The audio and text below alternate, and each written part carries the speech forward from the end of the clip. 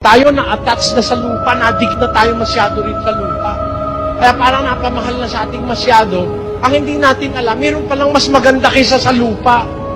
Merong mas maganda kaysa rito. Dapat yun ang ating pagpaguran at paghandaan. Meron kasing nakahandang mas maganda eh. Dito nga sa lupa, hindi ako nagagandahan eh. Huwag kayong maniwalang ito na ang pinakamaganda. Hindi, may mas maganda ron.